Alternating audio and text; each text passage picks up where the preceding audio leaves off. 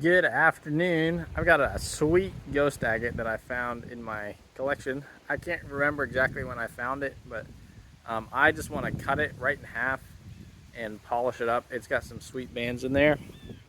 So what I think I'm going to do, it's got a fracture running along right there. So I want to try to avoid cutting across it.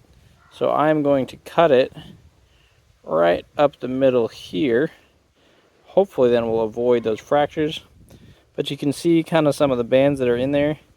Every single window that I can see has bands. So I'm pretty excited to see that there too. So we'll take it to the saw, cut it in half, and then we'll polish it up and get to see kind of a book matched piece. So that'll be pretty fun.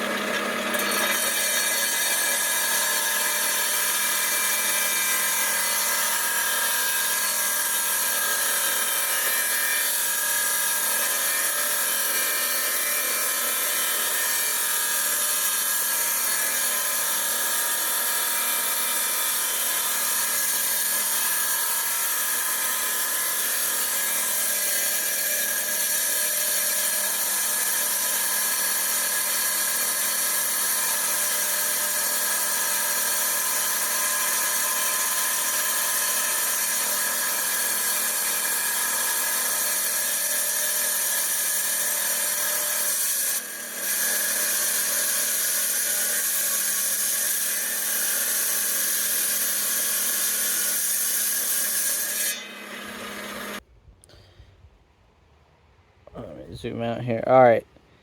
This piece is gonna be awesome. So I dried off the middle just so it doesn't give away the surprise quite as much, because I want to show it to you guys polished. But just a little, well, you can see a little bit there, but there's gonna be some sweet bands on that.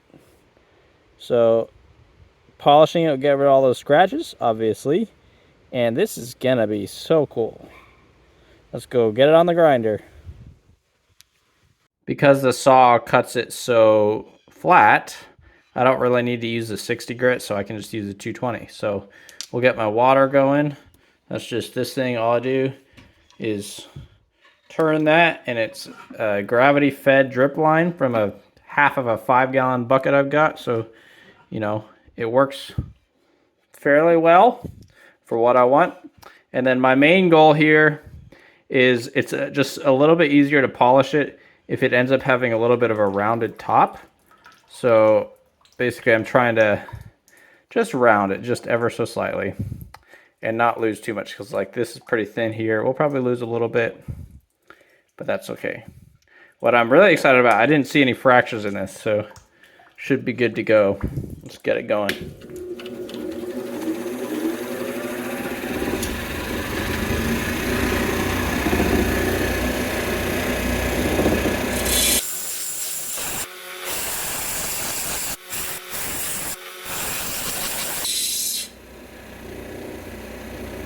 You can see it's starting to round a little bit there.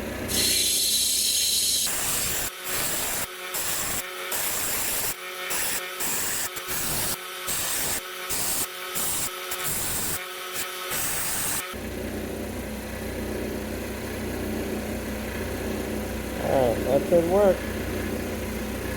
Like that. So I'll do that twice. And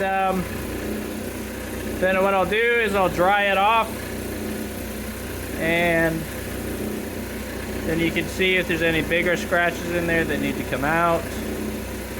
And it's looking pretty good for that grit, so we can move on to the next one. Is that a chip there?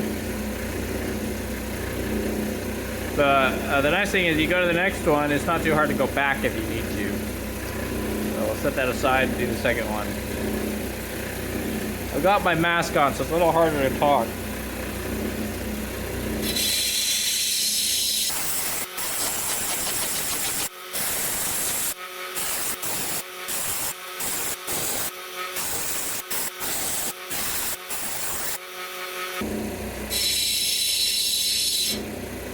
Alright. Pastor Garrett, I've been drying off and check.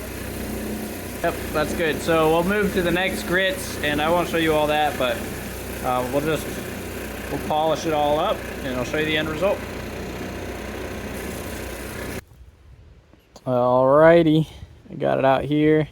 I've got it dried off. Now, like I said, I did manage to avoid all the fractures, which is awesome. There are some scratches in the polish, so don't judge me. But check this rock out. Oops. There's a little crystal quartz pocket there. I guess it's got moisture in it. Look at these bands on here, though. So probably what I'll need to do is take it back to a couple grits back, and I missed all these little scratches in there. Possibly what happened was, as the quartz comes out, it scratches the surrounding area, which makes it really difficult to get a nice polish on these. Let's look at it with some sun. Alright. It's nice and see-through. Not bad at all. The other one. Love that you can see the bands all the way through, but yep, this is a really nice looking ghost agate, or I guess it'd be almost like a Lake Superior agate.